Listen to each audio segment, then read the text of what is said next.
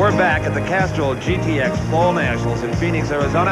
I'm Steve Evans along with Paul Page, and that machine right there, driven by Brad Anderson, is one of the toughest alcohol funny cars in the world. He won this year's U.S. Nationals, and everyone will tell you that Anderson, as far as engineering parts, pieces, building motors, is the tops in his field. In fact, he supplies a lot of engines for other drivers in the category.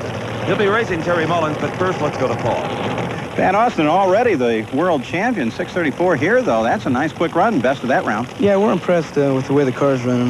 My dad come in and set it up, and it came out of the trailer and ran real good, and he's just picked up ever since. A lot of the guys are coming in here complaining about the heat. Is it affecting you? It affects the car, as far as the car or the driver. Either one. The driver hasn't affected me at all because when we were in Florida here 3 or 4 weeks ago, it was like this hot, but 90% humidity. And that's when it bothers me, all sweaty and grimy. But here, it affects the performance of the cars a little bit, as you can tell, because they're a little slower than, like, say, the Motorplex, but also the track is a little different, too. So it does affect the cars.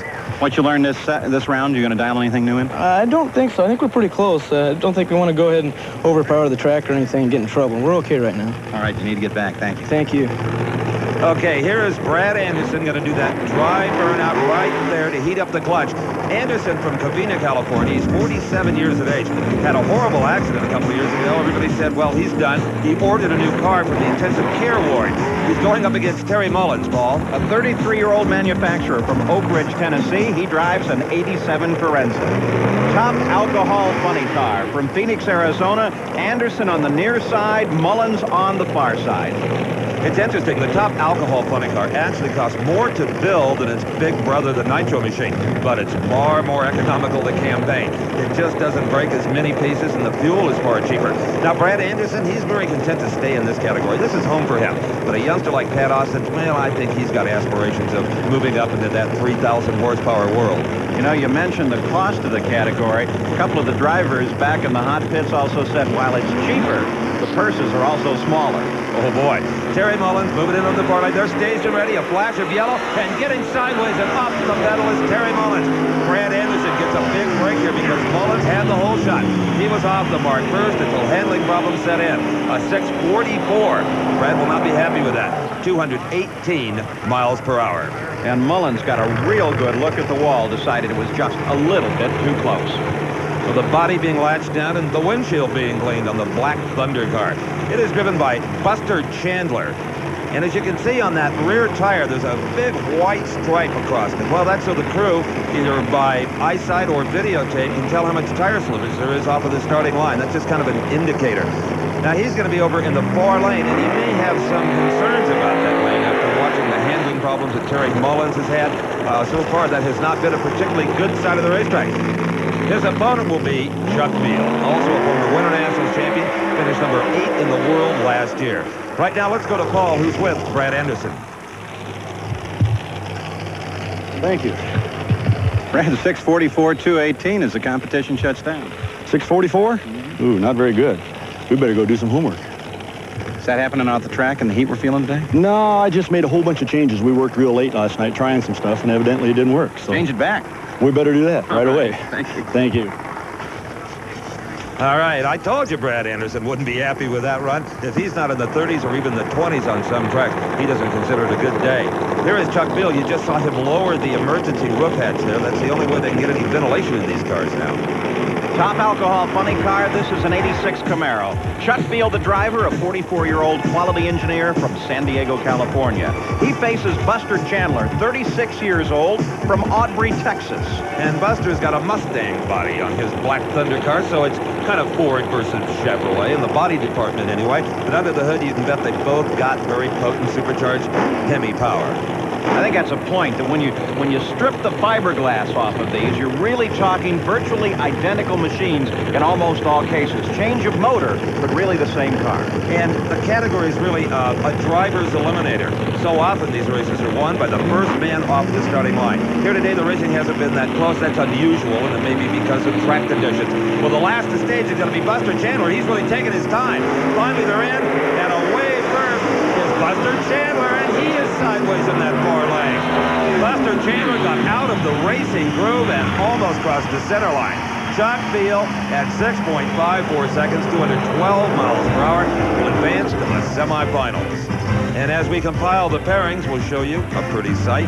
Tonto National Forest, just about a 45-minute drive from the racetrack, the scenic wonders of Arizona. All right, here is the semifinal pairings. Chuck Field versus Pat Austin. Austin has lane choice, the only one of the semi-drivers in the 6:30 elapsed time range.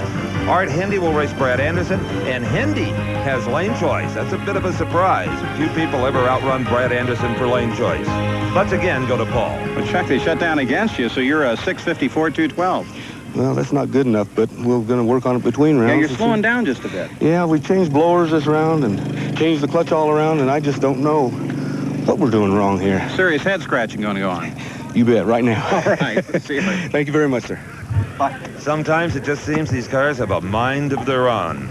Well, on the starting line, some serious thunder about to begin. The second round of Top Fuel Eliminator. Gary Ormsby strapped in and ready for his encounter. We'll be back with that right after this.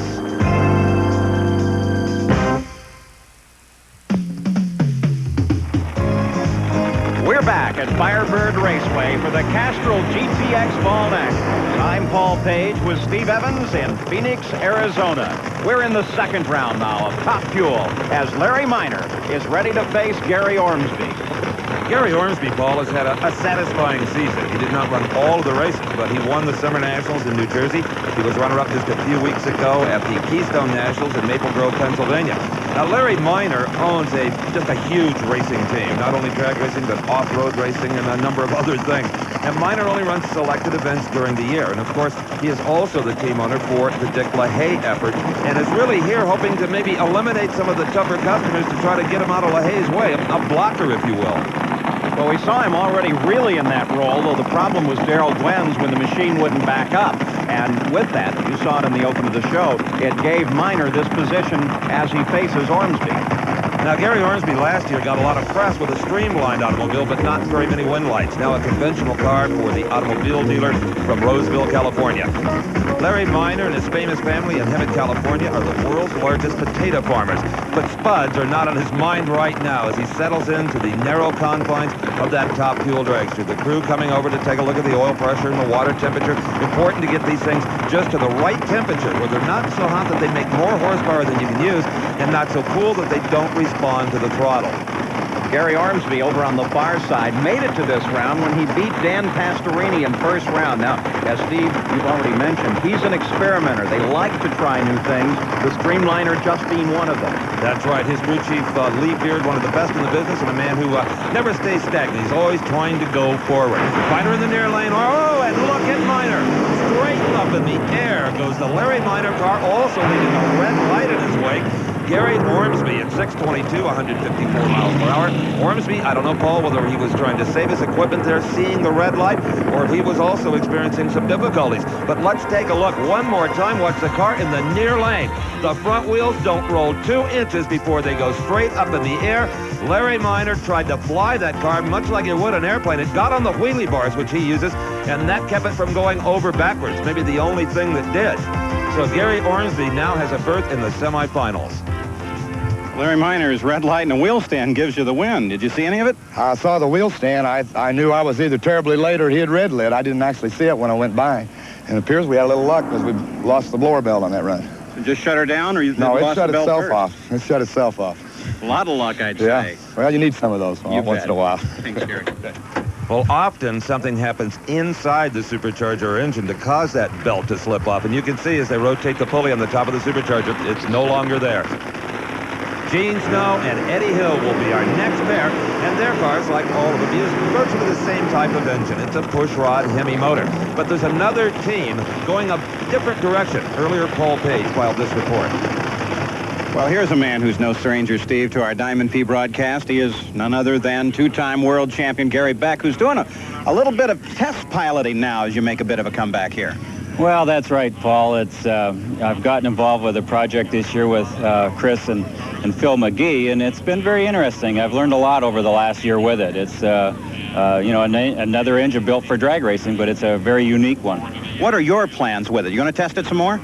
Yes, I am. We ran it here in Phoenix, and we're planning on running at the World Finals out in Pomona, and you know, that's starting to show some power for us, and we're hoping to get it into the show. Maybe we'll beat somebody with it.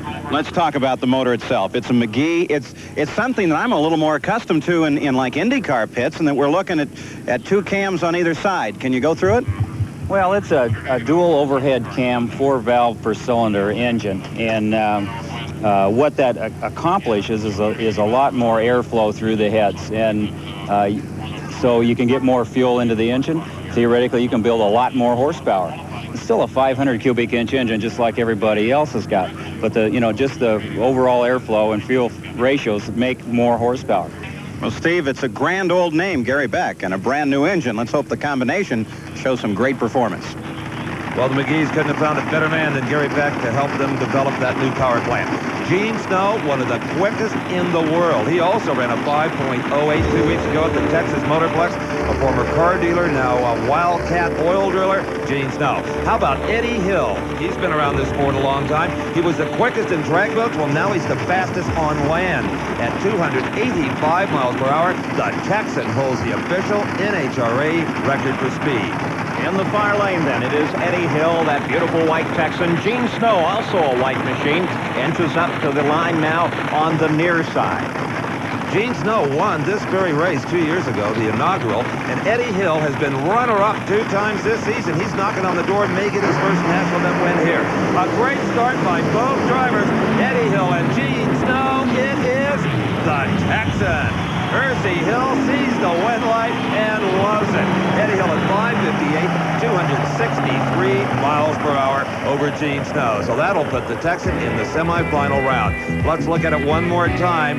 Doesn't appear that either driver had an advantage right off of the starting line. Gene Snow just dangling those front wheels. Both he and Eddie Hill like the small Don Garlett-style front rubber. And here, going towards the finish line, a little wisp of smoke off the engine of Eddie Hill. But that didn't seem to rob it of much power. Hill wins by a car length. Eddie, a 558 with a 263. 263, well, we must have been kind of loose out in the mid-range, I guess. Came on pretty hard, felt like down at this end, but I was looking at the back of Snowman's car. Seemed like to at least half-track. Halfway down, it looked like he had you. Yeah, I thought it was all over, and the top-end charge just kind of came through that time, I guess, or else maybe Snow broke something. But anyway, it feels good to get to another round. Thank you. Eddie misses those big speeds, you can just tell. Well, here is one of the key players as far as this year's Winston World Championship is concerned. We will now see Joe Amato versus Jack Ostrander. Ostrander, the guzzler car from Michigan. He's a bartender by trade. Joe Amato, of course, operates a very successful wholesale auto parts and speed equipment business in Old Forge, Pennsylvania. There's a good look at Ostrander's car. The nicest machine that he has ever fielded. In fact, all this year, he's gotten more win lights than I think he has in his career collectively. Of course, Amato, just a few hundred points ahead of Dick LaHaye for that World Championship, and he'll be the first to tell you the brains behind that outfit is Tim Richards, his crew chief, and really the team manager. Amato says, when I come to the races, even though I sign his paycheck, at the racetrack, I work for him.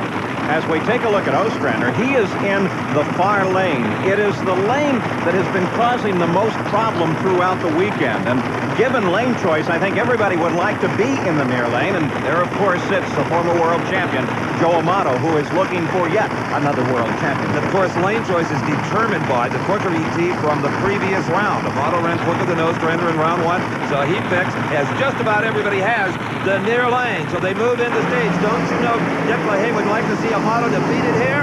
Ostrander hangs him the first half of the track, but it is not to be.